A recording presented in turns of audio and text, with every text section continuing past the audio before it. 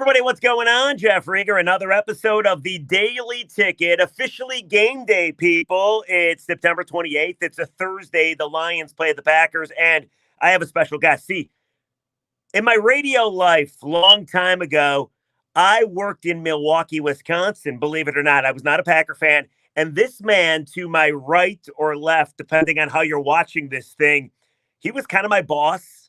He was also my friend. He was also the one guy that actually seemed to like me and saw the brilliance in me.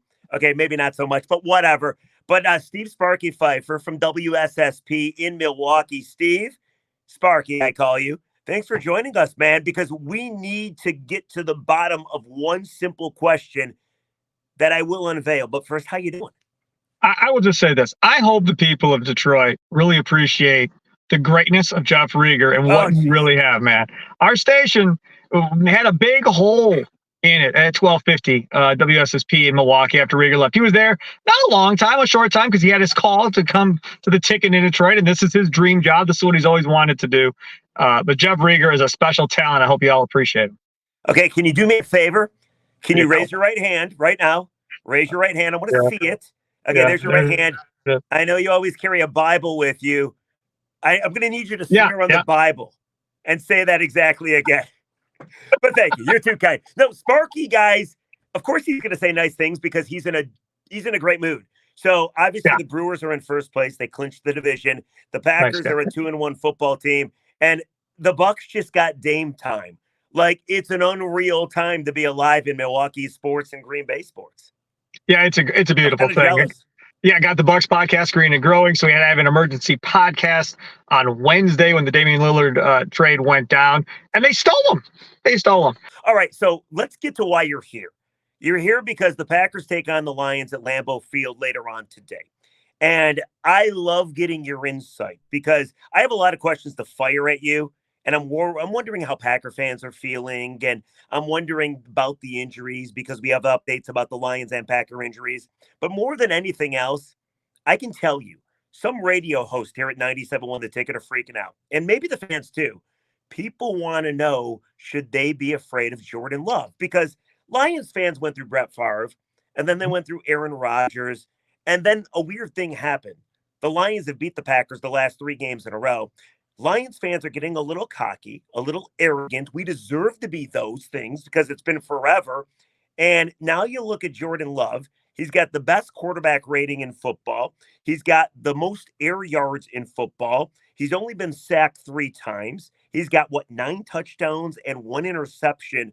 All in all, not the most accurate passer, but he's got legs as well. Should Lions fans be fearful of this guy? Because before you answer, at the start of the season, maybe you worry about Minnesota, like they won the division last year, right? And maybe you worry about Justin Fields, who I love and feel bad for, but Chicago stinks. But maybe you worry about them. But at the start of the season, nobody's worried about the Packers. Like, you're done. Your run is done. And now we look at this matchup today, and both teams are sitting at 2-1.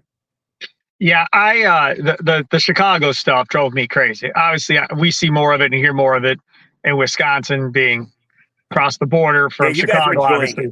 Yeah, Justin Fields, MVP. Oh, here come the Bears. And I laughed and said he threw for over 200 yards twice all of last season. Why do we think this is going to change in one offseason? And guess what? He still stinks.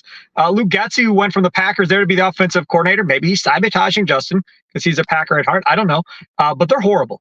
The Vikings, they've self-destructed. It doesn't look like they're going to be any type of competition this year. They should trade Kirk Cousins if possible. I don't know if it is because of his contract.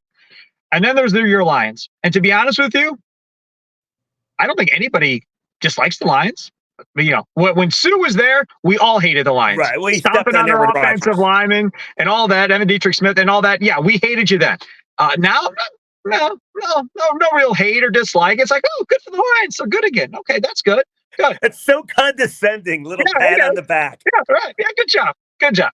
Oh, okay, So should Lions fans be fearful of Jordan Love? Because later on tonight, it will not sit well with Detroit fans at all if Love goes out and not only helps win the game for the Packers, but torches the Lions defense in the process.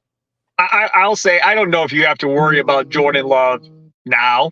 I don't know if you have to worry about Jordan Love the second time this year. but you better be fearful of this Packer offense next year. This year, they're learning. They're figuring things out.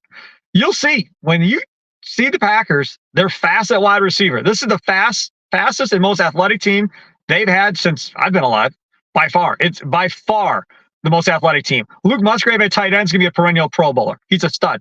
You've got a stud in Laporta. They'll probably be the two tight end representatives in the NFC for a long time, more than likely. They're both studs. Offensively, as far as running backs go, Jones has been battling a hamstring injury, and they think he's going to play. So if he plays, that's good. As long as he doesn't hurt it again, that gives them some explosion. If Jones doesn't play or gets hurt again, they have nothing at running back. Nothing. There'll be no threat of a running game if Aaron Jones goes out, and that plays obviously into the hands of the Detroit Lions. So I don't think I'd fear Jordan Love tonight. I don't think I'd fear Jordan Love the second time. But next year, this Packers offense is going to be a problem for the NFL. So when you make this statement, or you at least hear this statement, maybe from Detroit fans, that the Packers aren't really anything to worry about this year, and this is the Lions' division to win because they are the favorites according to Vegas. And Right. Here in Detroit, I mean, listen, we are talking like we've been here before, even though we haven't since 1993. It wasn't even the NFC North back then. But Lions fans are convinced that it's their division to lose. This season, you would say otherwise. I don't know if I'd say otherwise. You know, coming into the season, I think we all looked at this and said Packers were going to win 7 to 9 games, I think is what I said.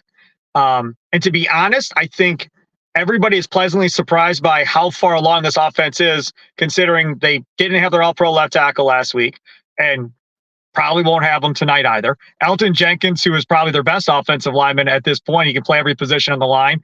A great guard who's been a Pro Bowler and probably all-pro here at some point in the future. He's probably not playing tonight either. They didn't have him against the Saints. No Christian Watson, their number 1 wide receiver so far this year. He hopefully will play. Aaron Jones was out against the Saints as well. You put all that in, and they still come back and rally in the fourth quarter to beat the Saints. That Falcons game in week 3, they were winning for 3 quarters. And then they couldn't tackle all of a sudden in the running game for the Falcons, and the offense went stagnant, went 3 and outs in the fourth quarter, and they ended up choking that one away and losing. They very well could be 4-0. If you look at the rest of the schedule for the Packers, and I don't know what the Lions is, but I'm guessing it's similar to the Packers. Yeah. They only play like 2 legitimately good teams.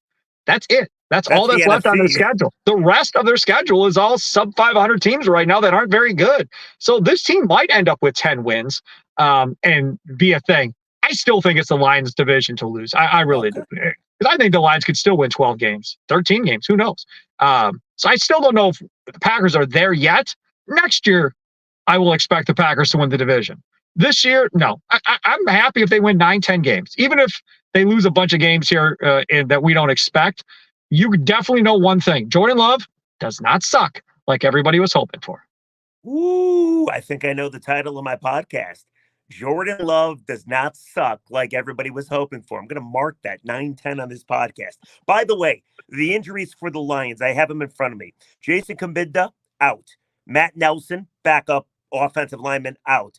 Hal Vaitai, out. So O-line problems. Taylor Decker should play. He's questionable. Jonah Jackson, he should play. He's questionable. Kirby Joseph might not play, questionable. David Montgomery should play, questionable. And maybe Emmanuel Mosley makes his season debut. Knee and hamstring, he too is questionable. So when I read you that list and you're looking at this matchup, what's the one thing that pops into your mind as to why the Packers win the football game? And then what's the one thing that pops into your mind as why they lose tonight to the Lions? I don't think the offense for the Packers is going to be that affected by whatever may come from Detroit necessarily. I think this game is going to be won or lost, like most games this year, by the Packers defense, right? So can the Packers get pressure and hit Jared Goff a bunch and make him a different quarterback than if he has a lot of time? If Jared Goff has a lot of time, he's going to pick the Packers apart. I'm well aware of that. And, oh, by the way, Jair Alexander has a back injury. Not sure if he's playing tonight. He's their best quarterback.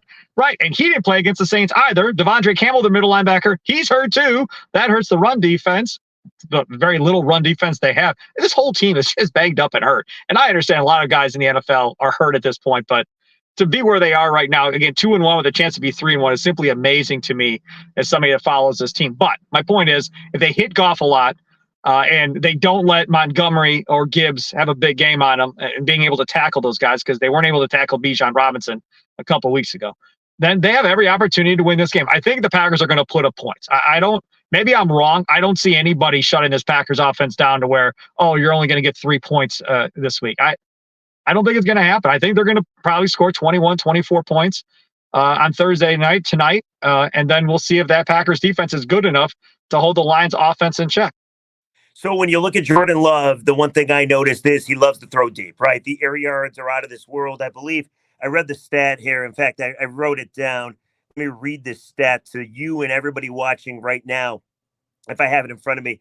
But Jordan Love is tied for 5th for passes over 25 yards. And he's done that without Christian Watson, obviously. So I ask you, is it a good thing for this Packer football team that he goes deep?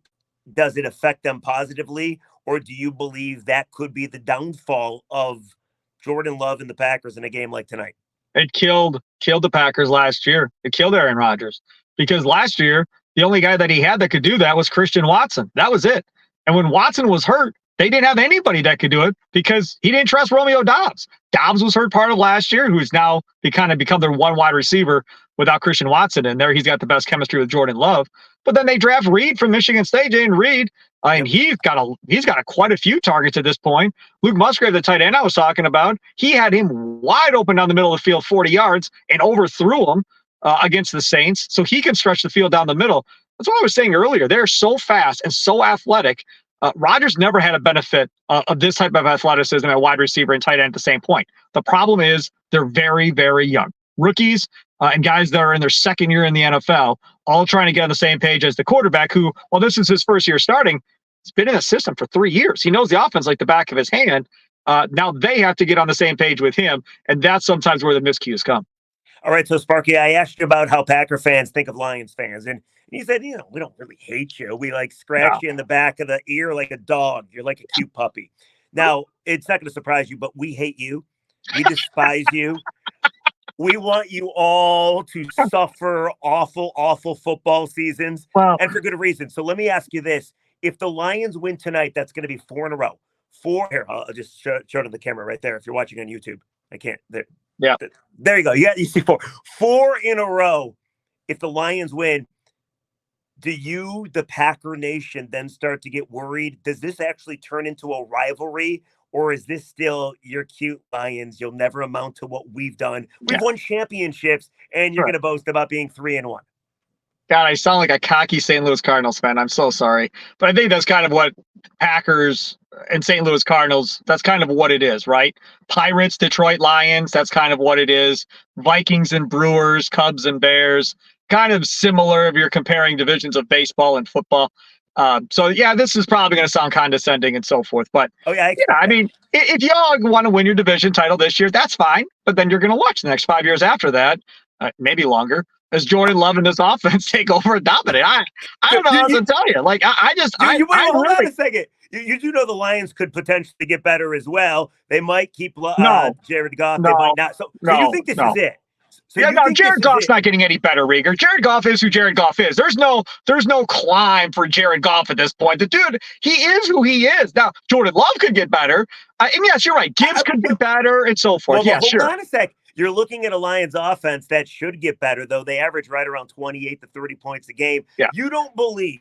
This is very condescending by you, very cocky, very arrogant by you Milwaukee people. You don't believe that the Lions are around for the long haul. You only think the Packers are around for the long haul. How could you say that? Lions are a young team. They got budding stars on both sides of the football. They got a brilliant GM that just continues to nail it in the draft. I'm just curious, why are the Packers going to go up, but you believe the Lions are just going to plummet like they usually do? Not plummet. I just don't think they're going to necessarily improve to that degree. Listen, if y'all had CJ Stroud, I'd be like, okay, yeah, you guys are going to be a beast. Like, great young quarterback on the upside. Jared Goff, man, come on. I mean, I don't know if it's even Kirk Cousins at this point. He's nice. He's okay. But Jared Goff? You realize Jared Goff? 6th best QBR, had the interception-less streak, is really a fit for this offense, doing it without Jamison Williams, Josh Reynolds. I mean, come on. A lot of talent. And I like Williams. And I like St. Brown. We had the other brother who was crappy for the Packers, so thanks for that. Yeah, that didn't work out. But yeah, so you guys got some talent. Laporta, love him. Love the Lions draft this year. I think they did a great job. And again, that's part of that was John Dorsey's in your front office, former Packer executive, showing you all the way how to do things the right way in Detroit. So that's good. That was a good hire by Brad Holmes to hire John Dorsey. Good, smart hire. This is why we hate you. This is why Detroit hates you. And you might not care now, but I kind of get the feeling you're going to care in a couple years. And by the way, Sparky, you know, if the Lions happen to win the division, something you think they're capable of this year, for sure. Yeah, I mean, Lions fans aren't going to look back and say, "Oh, you know what? We're going to crumble in the years to come." This is why you shouldn't. No, when you suck for that long, you should live in the moment and celebrate it. Do you not remember, Rieger? Maybe I don't think you were here. Maybe you were. I don't remember. No, you couldn't have been. You were gone in the spring that year. But when the Milwaukee Brewers hadn't been to the playoffs in 26 years, hadn't broken 500 in 11 consecutive years. When they went to the playoffs with that CC Sabathia incredible immortal run in the second half after they picked him up in a trade from Cleveland, they got a wild card spot. They didn't win the division. They got a wild card spot. We, Brewer fans, city of Milwaukee, threw a party for the Milwaukee Brewers organization, the team, everything, went down to our Summerfest grounds, which is like the coolest music festival in the world, Summerfest in Milwaukee. Went down to the Summerfest grounds. They brought the whole team down there before they left for their wild card round playoff series and had a party. They were on stage. We had bands playing, music, alcohol flowing, the whole deal. I've never in my life heard of a city having a party for a team before they even play their first postseason game. So I know what it's like to suck. I watched Bucks basketball my whole life. Got extremely lucky to get Giannis. I thought I was going to die without seeing a Bucks championship. I didn't think there was any chance. Still not convinced the Brewers will win a championship in my lifetime. They've had more chances. So, yeah, the Packers are the one team, and you can arguably say that they screwed it up too. Because Brett Favre, Hall of Famer, 1 ring, 2 Super Bowl appearances. Aaron Rodgers, Hall of Famer. How lucky is that, right? 1 ring, 1 appearance, and that was magic carpet ride stuff. They had 17 guys on the IR. Like, everything fell their way at the end of the season as far as how that whole thing did it. Ron Wolf, the old Packers GM, said, if you do it once, you're a fart in the wind. And that's what the Aaron Rodgers team was, a fart in the wind, because they never got back again. They blew several NFC conference championship games. So from that aspect, like I said, I can relate to Lions fans. I've had horrible organizations to root for most of my life. But when you get there, enjoy it, appreciate it. The issue is, and I'm going to say it again, if you plan on staying at the top, you have to have a superstar caliber player on offense, namely usually that quarterback. Jared Goff is not that. But you believe Jordan Love is? Could be. Okay. All right. Let me get you a couple quick hit questions, and then we're going to read some comments, and then I'm going to let you go because I know you're a busy man, and you'll get all your Packer people together, and you'll pet us all on the head like we're freaking dogs. Oh no! Partying about Damian Lillard tonight. Not even worried about the Lions. I'm celebrating. The Lions could beat the Packers by 40, and I'm still gonna be going, who cares? We got Damian Lillard on the Bucks. Which is the craziest thing because this game is everything for us. Okay. Yeah. Very quickly. How glad are you guys that Aaron Rodgers is gone? Like, was he a pain in the ass? Did he turn out to be a pain in the ass? Not that you ever wanted him to get injured. Nobody wants that. But, I mean, by the end, you had to be so glad he's, gone, correct? To clarify, the Pat McAfee show kind of ruined it, I think, for the most part, with this fan base. I think that's pretty much what it did. And I like Pat McAfee. I think he's a great dude, does a great radio shows, made a ton of money doing TV and everything else. So this is not a knock on Pat McAfee.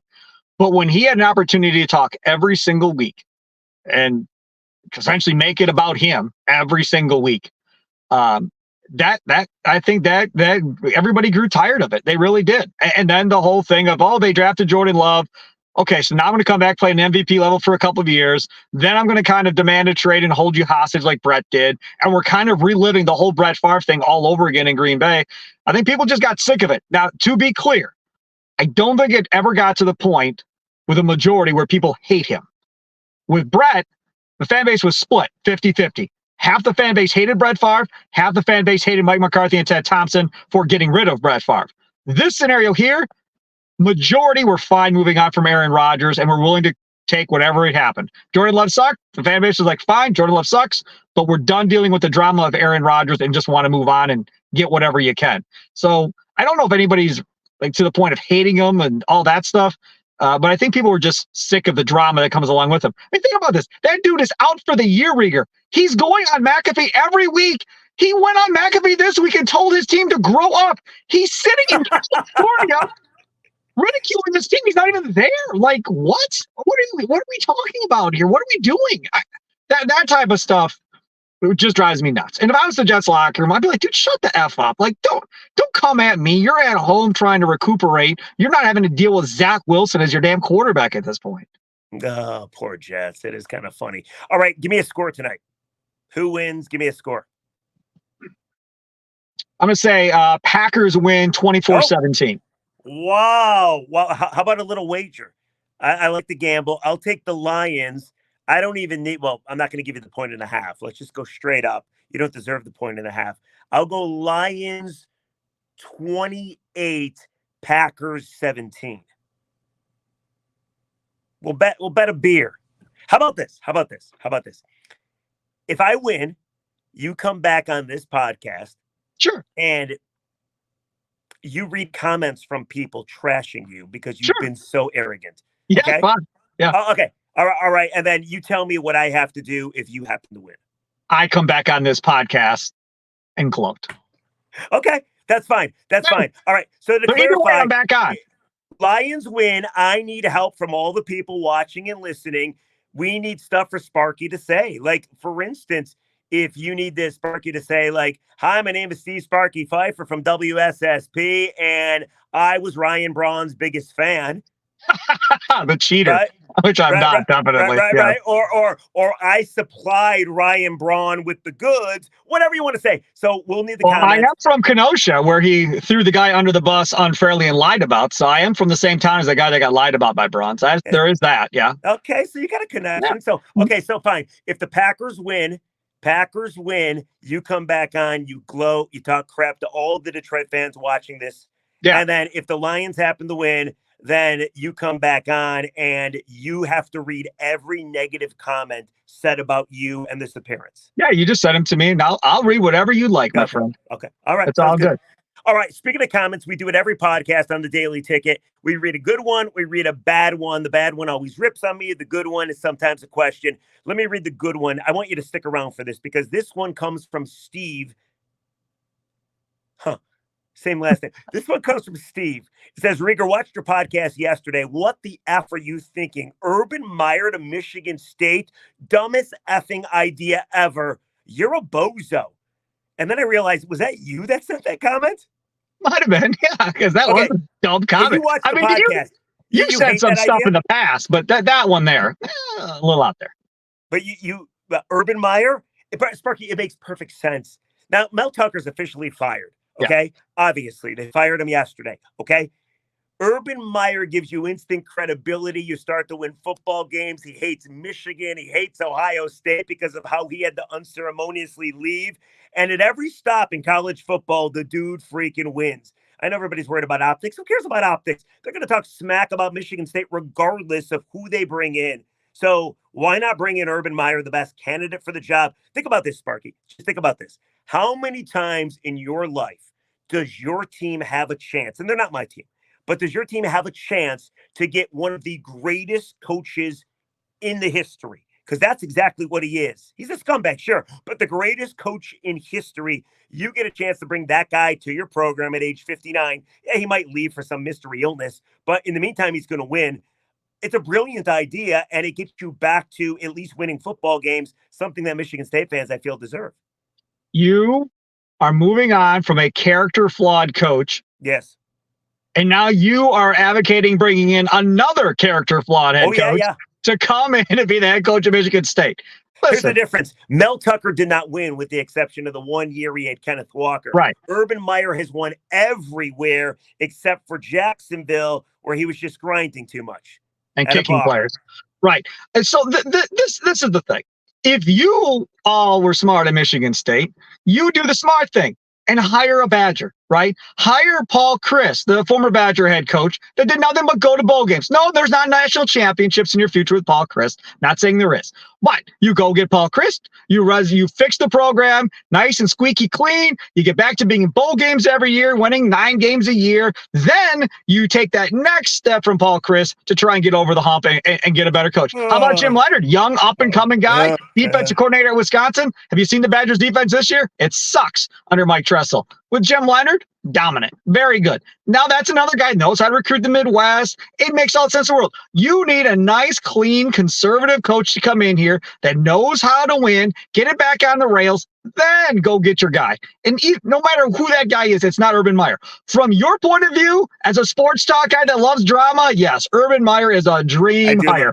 Would I love it in Milwaukee if Urban Meyer went to Michigan State? Abso-freaking-lutely. Him and Harbaugh, and then him and Bielema at Illinois. Oh, my God. The amounts that would be running in this conference would be phenomenal. No question about it. Is it going to happen? I can't see them doing that. No way. Michigan fans would never admit this, but Michigan fans would freak out if Urban Meyer was hired at Michigan State. Let me ask you this. They would absolutely freak out. Would you rather have Urban Meyer or Jim Harbaugh?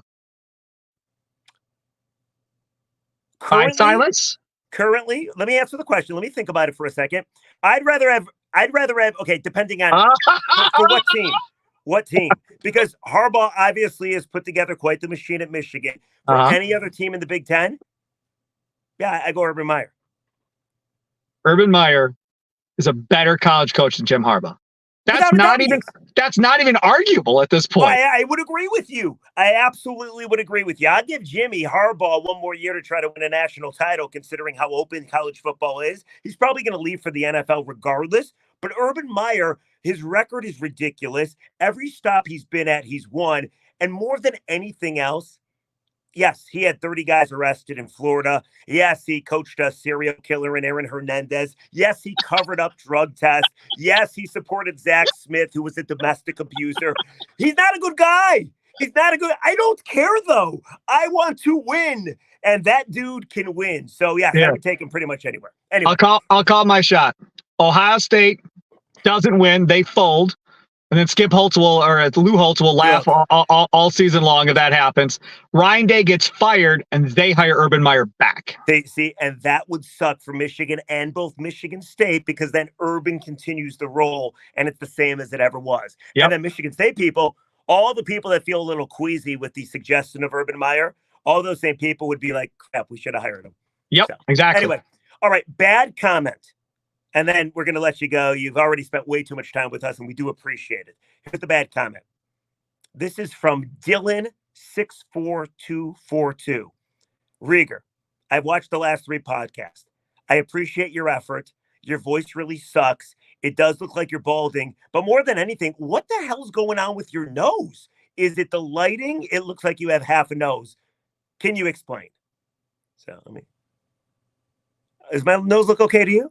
It's the same ugly nose you had from when you were in Milwaukee. It hasn't really changed that much. And the voice is what makes Rieger great. Listen, I've been on a lot of talk shows around this country. Stick it up for me. You're making me feel uncomfortable. No, I got it. I've been on a lot of talk shows around this country, and a lot of guys all sound the same. Hey, I'm Joe Brown. Hey, I'm Mike Brown. Hey, I'm Peter Brown, whatever. And everybody sounds the same. When you go on Rieger's show, you know it's Jeff Rieger. If I turn on the radio and he's doing an interview on a show, I know it's Rieger.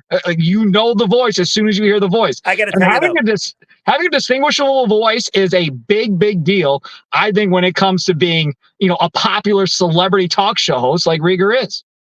I will say this, though, just for one day of my life, I would like that deep, bassy voice to come out and sound like Walter Cronkite. Like, hello, everybody. I can't do it. I wish I could do it. Anyway, you have a unique voice as well. Sparky, listen, we love you. Thank you for joining us. I plan to keep it for 15 minutes. You're so damn engaging that I kept it for 30. We've done it all. To steal a line from Howard Stern, you've trashed Lions fans. You've pretty much says Green Bay doesn't take us seriously. They never will.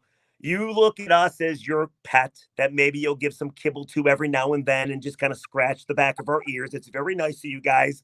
You also think that Jordan Love does not suck. Correct. And more than anything, you think that the Packers are going to run away with this division in the upcoming years, and Detroit is just pretty much going to like fall down. Yeah, back to being a 500 team or so, probably, until you get a real quarterback.